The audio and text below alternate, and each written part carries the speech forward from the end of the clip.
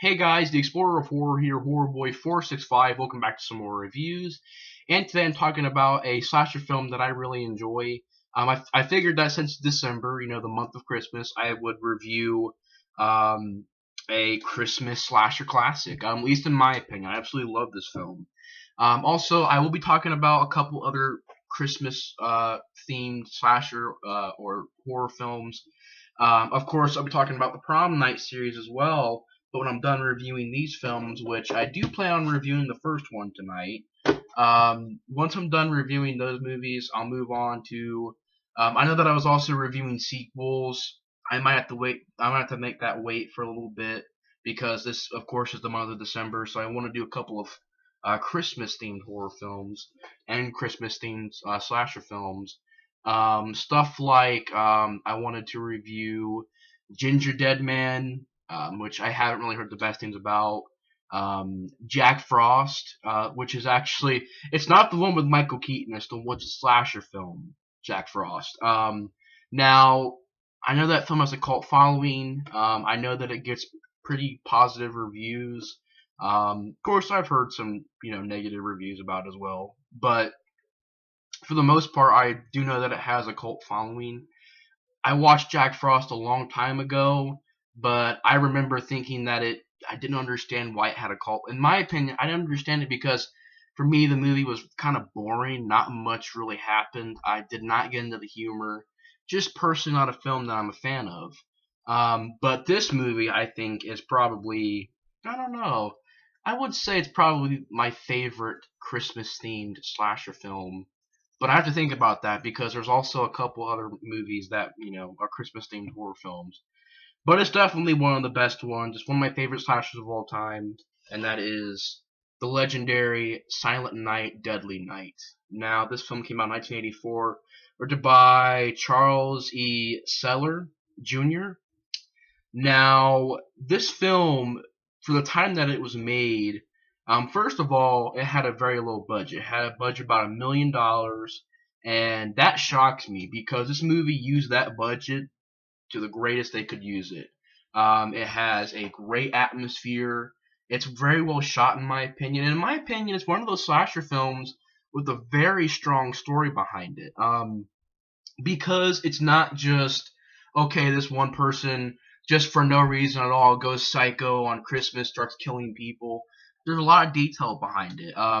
They explain a little bit towards the beginning of the movie of why this person snaps, and they did a really good job at that. I thought it was very well directed. I love the score to the film. Definitely has a great score.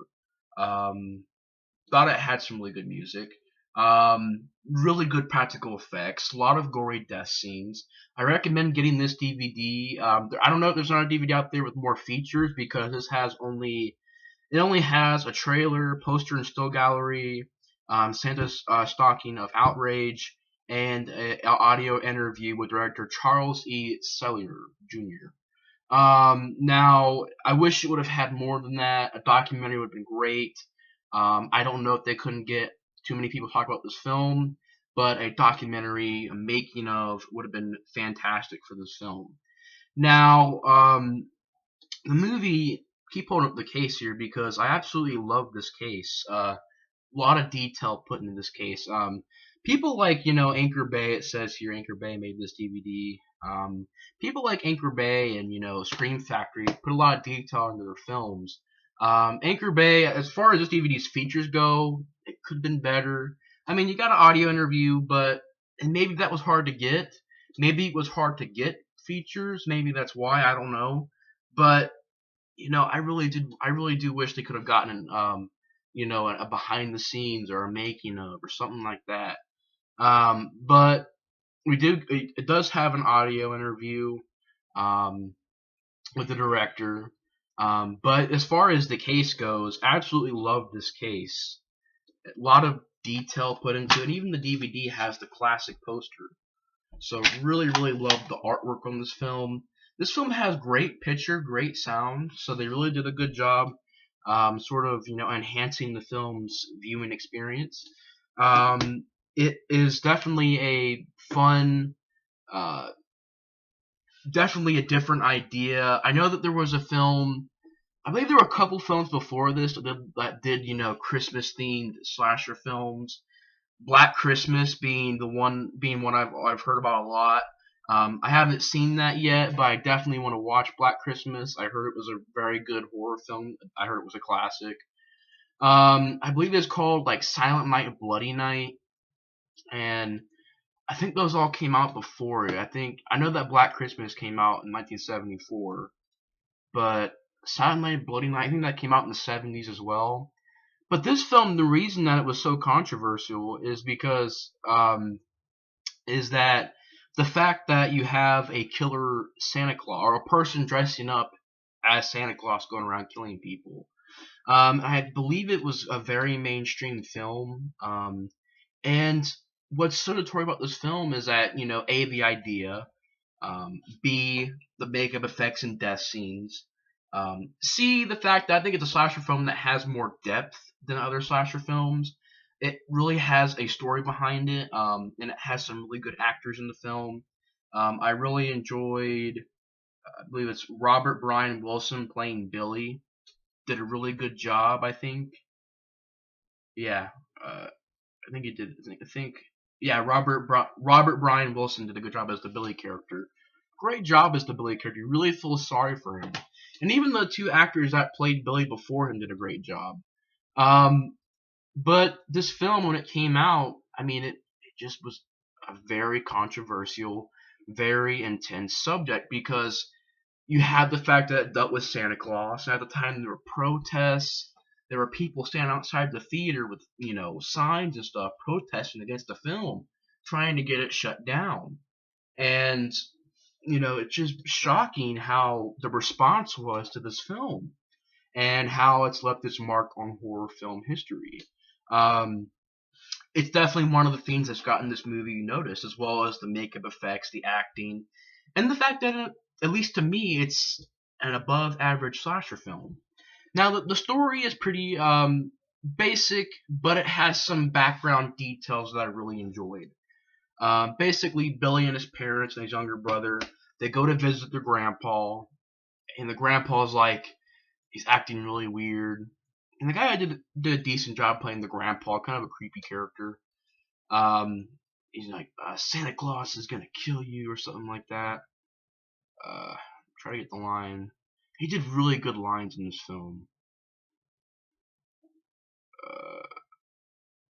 Trying to see here. I don't know, but he did some really good lines that, I'm trying to see if I can see the lines, but did a really good job delivering the lines. And pretty much on that night, there was a criminal dressed up as Santa Claus, and he robs this store. Got a really crazy scene where he shoots this the store attendant, and then he acts like he's stranded on the side of the road, and he murders Billy's parents. Attempts to rape Billy's mom, and this is all going on right in front of him.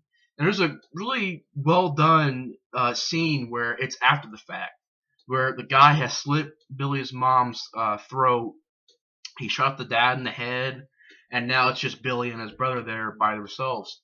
And then it plays this really intense scene right here, where it plays this happy Christmas song, like "Hush, Little Baby," and it overlays, the baby crying and just the aftermath, and it made it very impacting. And it didn't have a lot of gore. It had blood, but it was one of those scenes where it's impacting just the way that it was done. And then, of course, after that, we see Billy growing up. He's being abused at this foster home. It's this lady called Mother Superior, who was played by Lillian Charvin, which I think I've seen in other movies before. She did a really good job in this movie playing Mother Superior. You absolutely hated this character. Apparently, she was in Predator 2. She was in Catch Me If You Can, and she was in The Man Who Wasn't There. But I believe I've seen her in other films before. But she did a fantastic job in this film playing Mother Superior. You really did not like this character. She beats Billy. And sometimes he won't even be doing anything wrong. And she'll just beat him because, trying to get to where he's not making sins. And those who commit sins need to be punished. And Billy grows up being beaten, He walks in on these two people having sex, and he gets beat for that. And he sort of grows up into an adult to where it's years later, and you got the older Billy, played by Robert Brian Wilson. And he did a great job, just seemed like an average kid. And then just one day, because whenever he sees someone dressed up as Santa Claus, or he sees any Santa Claus, like anything, he snaps. He sort of, he, acts like, because he remembers that night that his parents were killed. And his boss at his job, because he's gotten a job, and you got this really fun. I know people say this is an awful scene. I thought it was fun because it was totally 80s, but I thought it was absolutely fun where you have a montage in the store, and there's this song playing like the wrong side of the door, and it's like a very 80s tune playing, and I absolutely love the song and the scenes, the montage, because it's so 80s. It's so fun. And he's smiling. There's even a scene where Billy's boss walks over and he's like this. He like smiles and nods his head in approval, like yeah. And like Billy helping people and ends up being, after the montage. You've actually got, I believe I've seen this actor in other films as well. I'm trying to see who it is, but you got this guy working there. He's pretty much a jerk. He's pretty much a douche to Billy. And Billy one day is asked by his boss to dress up in a Santa Claus outfit. Of course, when Billy does that, he snaps. He sees the girl that he sort of fell in love with. This guy attempts to rape her. The douchebag guy ends up trying to rape the girl. And Billy snaps, chokes him, and then the girl, she was getting raped. Yeah, Billy freaking killed him, but he still saved her. But I can see why she panicked, because he freaking killed someone right in front of her. But he takes like these Christmas lights, he strangles the dude. You see like blood, and the dude falls on the ground. And of course, Billy, he stabs the girl, and then pretty much from the rest on, he starts killing people. And he goes on this killing spree until the end of the film, where he goes back to the orphanage to kill Mother Superior, and ends up being a cop shooting him. And Billy dies, and then his younger brother looks at Mother Superior and goes, naughty, not punished. I think it's like punished, and like sometimes they say naughty. It was just added touches that made the character of Billy definitely, a different slasher, because he's not just going around silently, slashing people. He is a victim. He is a victim of, he's being abused. He witnessed his parents die in a gruesome way. The Santa Claus got tied in to his, like, basically becoming insane. And he snapped, and you really do feel sorry for this character, because yeah, he's going on this killing spree, but it's because of all the things that's happened to him in his life. And you really feel sorry for the character, really emotional stuff. And then the film gets shot, and then he goes, "You're safe now." And then his younger brother, looks at Mother Superior and goes, "Naughty." And then of course, it would lead on to the part two, which I haven't seen it yet, but from what I've heard, it's like Troll 2. I seen Troll 2. Troll 2 is freaking hilarious. It's awful, but it's hilarious. So I think Silent Night, Deadly Night Part 2 would be a fun film to watch. Now, I don't own any of the sequels, so I'm not sure when I'm going to review the sequels. If I can find them and watch them, I'll definitely review them. But for right now, I'll just be talking about the first movie. Now, like I said, the movie has great acting, and above average. The main plot is basic, but you have the background details that make it definitely stand out. I love the score. I thought that it had a great atmosphere, the Christmas atmosphere. I thought it was shot very well. The makeup effects, the death scenes. Again, a little bit about the death scenes. Some crazy stuff. Like, you actually got the girl from Return of the Living Dead, Linnea Quigley, and she gets naked in this film, and it's definitely a great sight to see. and the Billy character grabs her, freaking impales her on these deer antlers, and then throws the guy that she was, having sex with out the freaking window.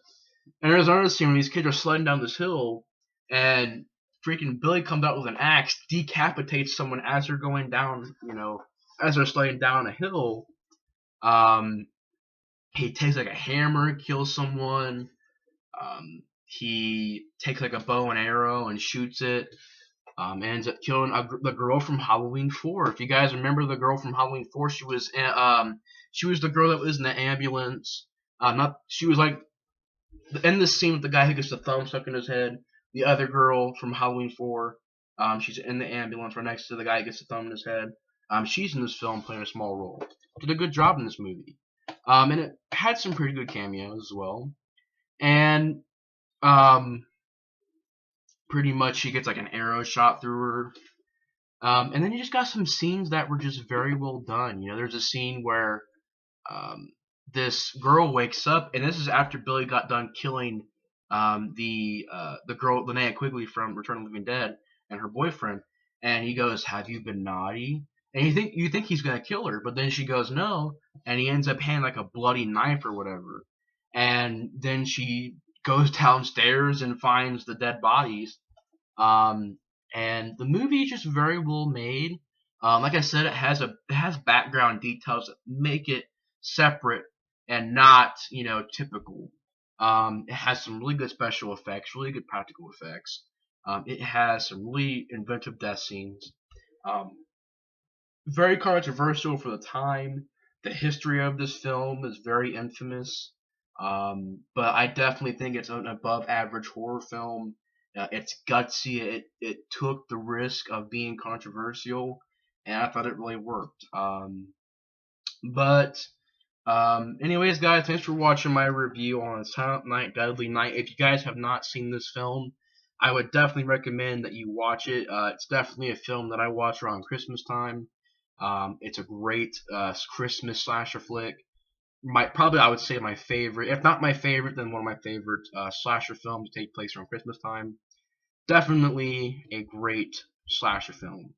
But anyways, guys, thanks for watching my review of the classic Silent Night, Deadly Night, and I will see you guys on the next review. Bye, guys.